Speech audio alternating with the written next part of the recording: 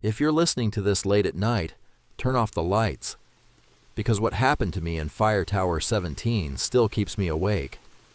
And if even half of it was real, there's a chance something is still out there, waiting. I took the job because I needed money. Nothing more complicated than that. The posting appeared on a state forestry website. Seasonal fire lookout, 3 months, remote location, good pay, minimal qualifications. At 24 years old, that sounded perfect. I had recently left a warehouse job and was living off savings. The thought of spending a summer alone in the mountains actually sounded peaceful. No traffic, no bills, no people, just forests and fresh air. The interview lasted less than 15 minutes. The ranger conducting it was an older man named Howard. Weathered face, gray beard. The kind of man who looked like he had spent his entire life outdoors. He asked a few routine questions. Could I operate a radio? Could I identify smoke columns? Could I handle isolation? I answered yes to everything. Then he paused. His expression changed. Have you ever lived completely alone before? Not completely. He nodded slowly. You'll be fine. But he didn't sound convinced. As I stood to leave, he handed me a packet of paperwork. Then he added something strange. If you hear anything at night, don't investigate. I laughed. Bears? His eyes met mine. No. Then he walked away. 3 days later, I drove into the mountains. Fire Tower 17 sat atop a rocky ridge surrounded by endless pine forest. The structure was old, much older than the online photos suggested. Steel supports, rusting bolts, narrow stairs wrapping around the outside. At the top sat a small wooden cabin with windows on every side. My new home. The view was incredible. I could see for miles. Rolling hills, dense forest. Not a single house. Not a single road. Nothing. Just wilderness. The nearest ranger station was almost 20 miles away. There was a radio for emergencies, a solar-powered battery system, food supplies, water storage, and a thick logbook containing decades of lookout reports. For the first 2 days, everything was normal. I woke at sunrise, logged weather conditions, scanned the horizon for smoke, read books, listened to podcasts, watched hawks circle through the valleys. Honestly, it felt like a vacation. The silence was unlike anything I had experienced before. Not city silence. Real silence. The kind that makes you aware of every heartbeat, every breath, every creak of the floorboards. The first strange thing happened on the 3rd night. I woke suddenly. No dream. No sound. Just a feeling. The cabin was dark except for moonlight spilling through the windows. I checked my watch. 12:17 a.m. Then I heard it. Clang. A metallic impact. Faint. Far below. I sat up. Listened. Nothing. For nearly a minute, everything remained quiet. Then it came again. Clang. This time I knew exactly what it was. Footsteps. Metal footsteps. On metal stairs. Someone was climbing the tower. Slowly. Methodically. One step at a time. Clang, clang, clang. My first thought was that a hiker had gotten lost. Maybe someone needed help. I grabbed my flashlight and stepped outside. The night air felt cold against my skin. The staircase wrapped downward into darkness. I aimed the flashlight below. Nothing. No movement. No person. No animal. The beam illuminated dozens of empty stairs before disappearing into blackness. I waited, listening. Then the footsteps stopped. Complete silence. I stayed outside another 5 minutes before returning inside. Eventually, I convinced myself it had been Wayne shifting the old structure. Old towers make noise. That's normal. Right? 5 minutes later, the footsteps returned. This time they were closer. Much closer. Clang. Clang. Clang. Every impact echoed through the steel supports. The sound was unmistakable. Something was climbing, and it was getting closer. I rushed outside again. The stairs were empty, completely empty, yet the footsteps continued. One level below me, then directly beneath the platform, then silence, the kind of silence that feels alive. I stood frozen, my flashlight shaking. Then a voice drifted upward from below, soft, male, almost whispering. "Can you help me?" Every hair on my body stood up. The voice sounded real, perfectly human. But there was nobody there. I could see the stairs, every section of them. Nothing. The voice came again. "Please." I didn't answer. Something deep inside me screamed not to. For nearly 30 seconds there was silence. Then I heard the footsteps again. Only now they were moving away, descending, slowly disappearing into the darkness below.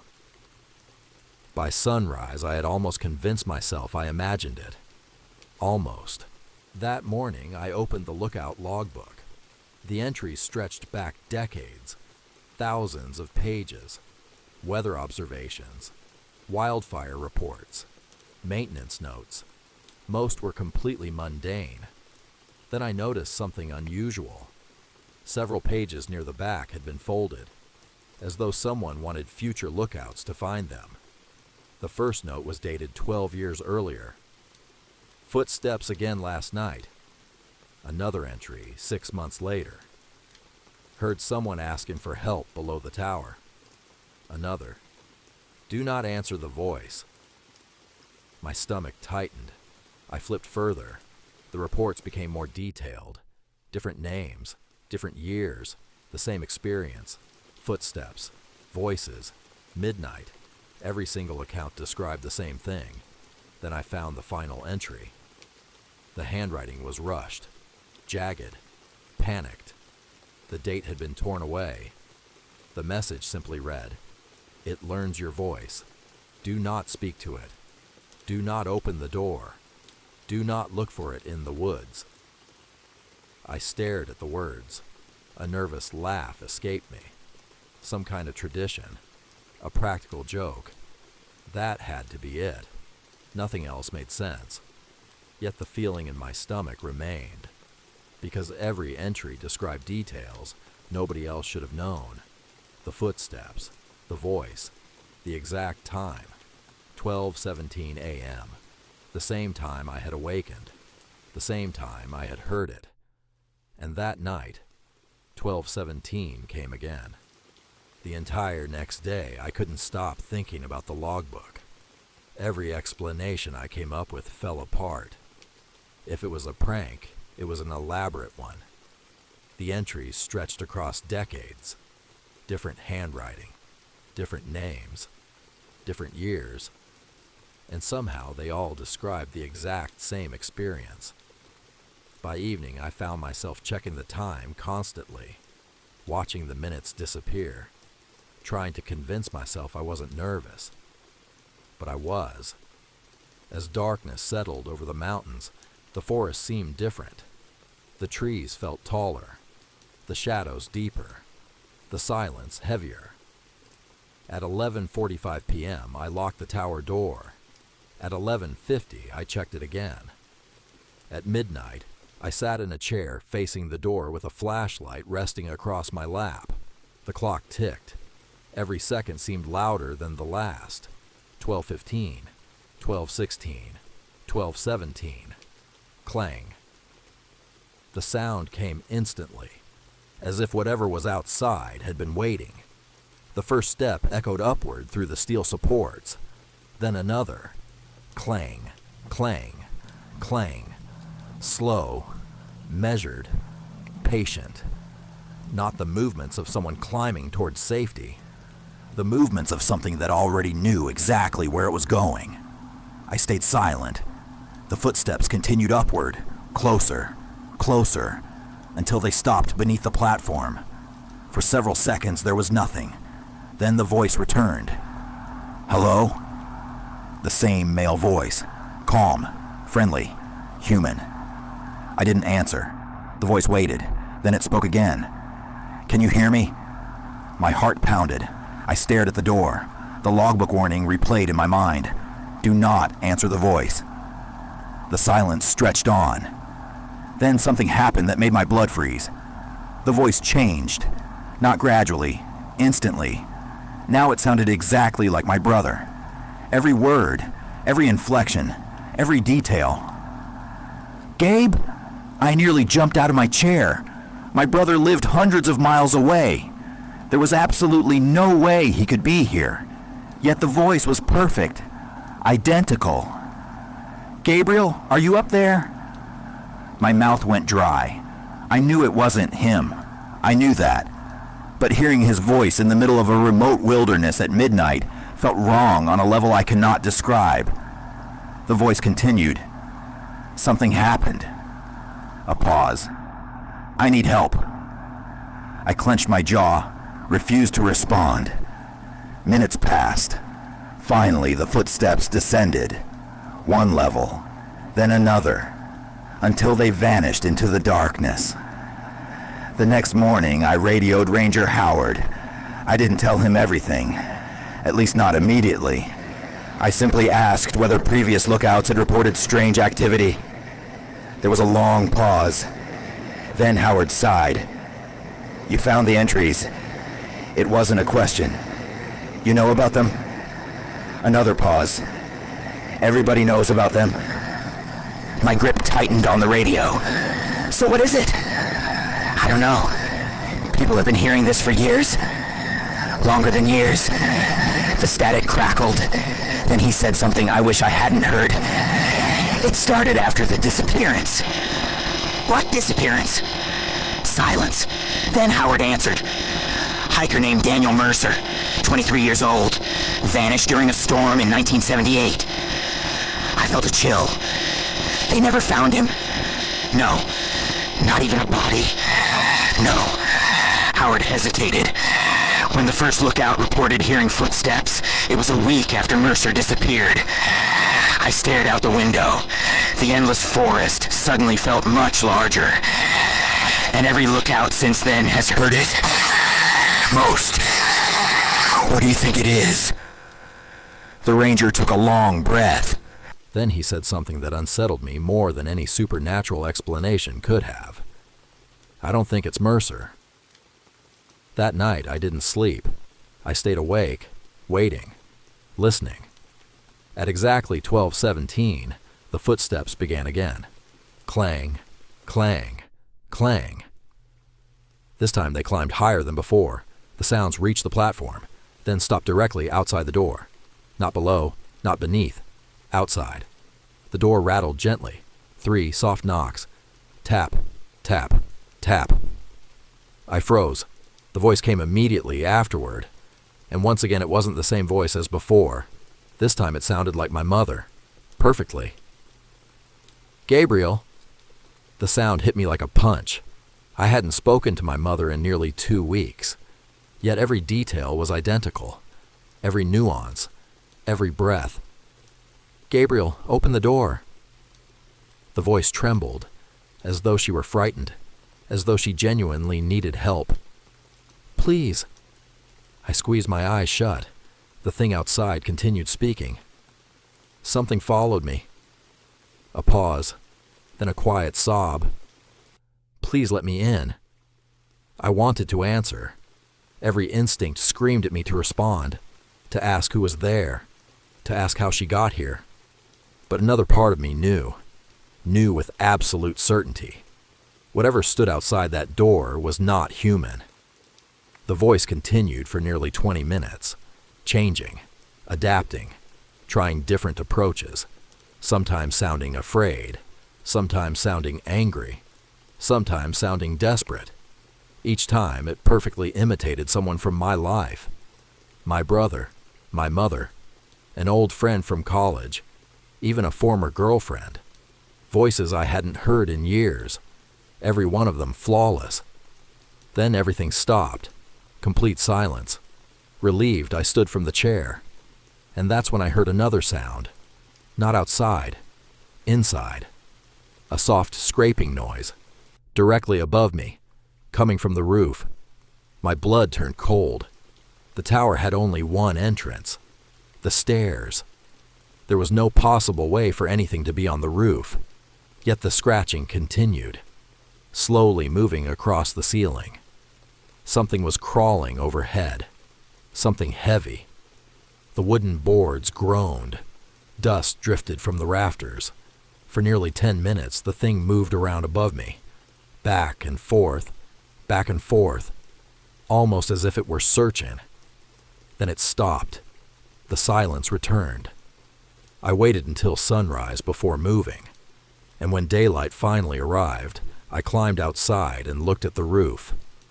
What I found there destroyed any hope that this was some kind of prank.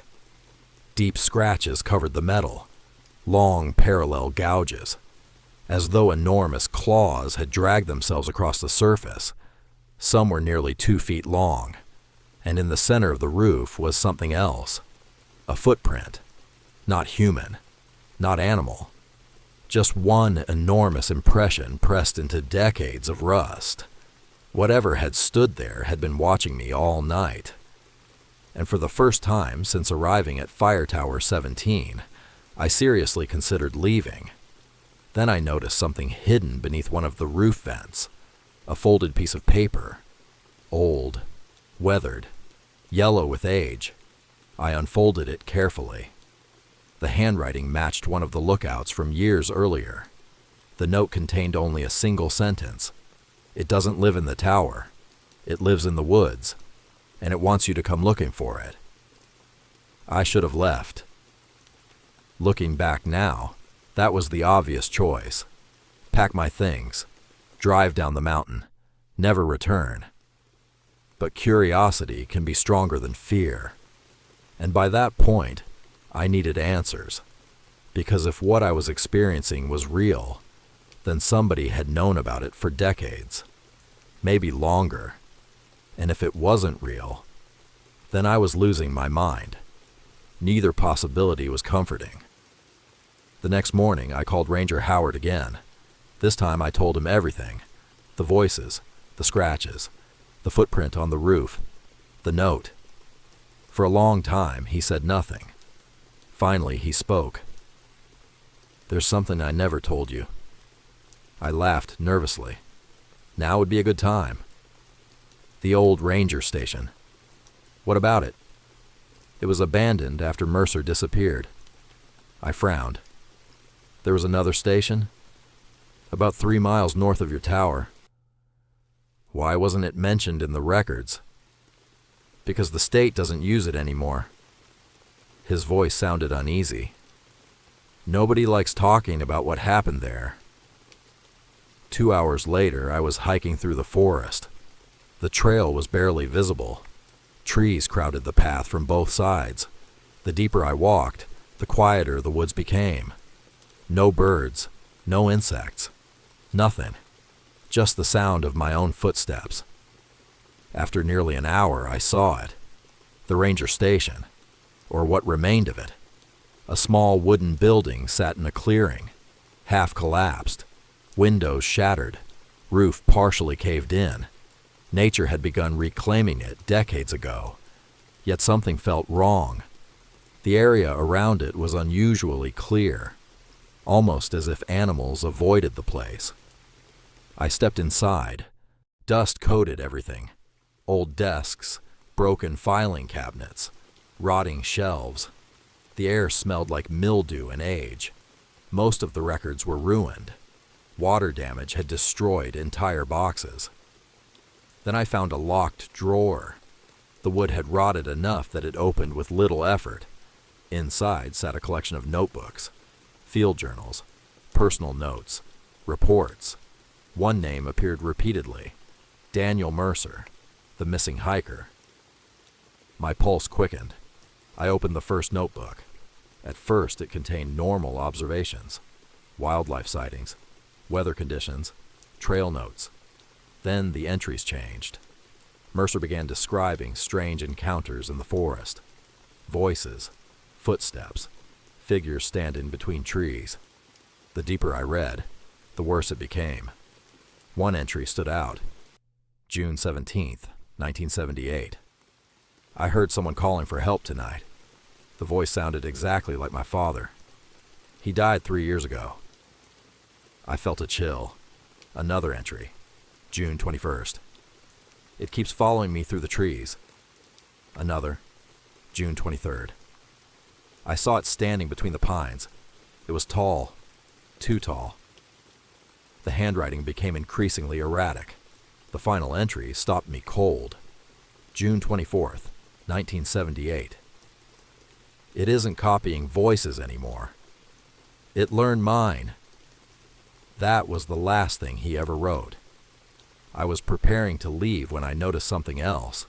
A map pinned to a wall. Most of it had faded, but one area was circled repeatedly in red ink. A location roughly half a mile east of the station. Someone had written a single word beside it. Den. My stomach sank. I should have left. Instead, I went looking. The forest grew darker as I approached the marked location. The trees thickened. Branches blocked much of the sunlight. The air felt colder. Then I found it. A depression in the hillside. Not quite a cave. Not quite a tunnel. Something in between. The opening stood nearly 8 feet high. Darkness stretched inward. I stopped 20 feet away. Every instinct screamed at me to turn around. Then I noticed something scattered around the entrance. Objects. Dozens of them. Old backpacks. Rusted camping equipment. Torn clothing. A hiking boot. A flashlight. Items left behind by people who never came back. Among them sat a weathered identification card. The photograph had faded, but the name remained visible. Daniel Mercer. I backed away immediately. Whatever lived here was real, and it had been taking people for decades. I returned to the tower before sunset, packed my belongings, prepared to leave at first light.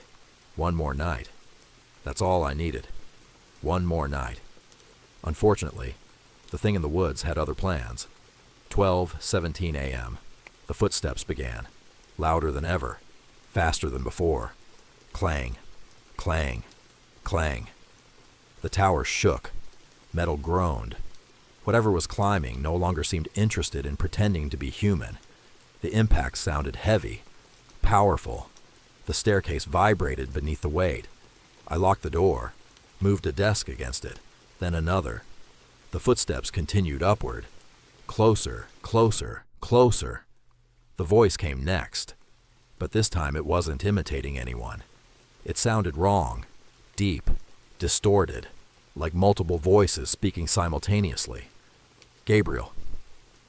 My blood froze. I'd never told it my name, not once. The thing outside continued.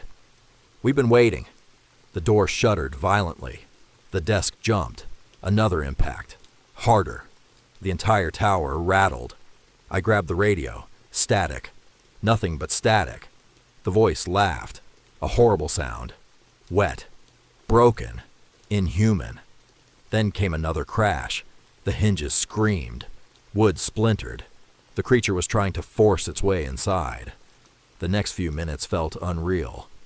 The tower shook repeatedly, each impact stronger than the last. I remember praying, not because I was particularly brave, because I had run out of other options. Then something changed. The attack stopped. Silence returned. Confused, I looked outside. The eastern horizon showed the faintest hint of light. Dawn. The creature knew it was losing time. For nearly a minute, nothing happened. Then I heard movement above me. The roof. It had climbed onto the roof again. The metal groaned under its weight. Then came a sound I'll never forget. A scream. Not from the creature. From dozens of voices. Hundreds. Men, women, children. All screaming simultaneously. The sound lasted only seconds. Then everything stopped. Completely. The weight vanished. The noises disappeared. The forest became quiet once more. And sunrise finally arrived. I left that morning. I never returned. Neither did Ranger Howard. The state closed Fire Tower 17 less than a year later. Officially, they cited maintenance costs. Unofficially, nobody wanted the assignment. For years, I tried convincing myself it had all been stress, isolation, fear. Maybe the journals were fabricated. Maybe the footprint had another explanation. Maybe. Then, 3 months ago, I received a package. No return address. No note. Inside was a single object, an old Ranger notebook. The first page contained only one sentence. Written in handwriting I immediately recognized as Daniel Mercer's, a notebook supposedly recovered from the abandoned station. A notebook that should have been sitting on a shelf 3 miles from Fire Tower 17. The sentence read, "It finally left the woods." I haven't slept well since, because if Daniel wrote that before he disappeared, then whatever took him wasn't trapped there. And if the notebook somehow found its way to my doorstep after nearly 50 years, there's a chance the thing that learned my voice all those years ago still remembers it.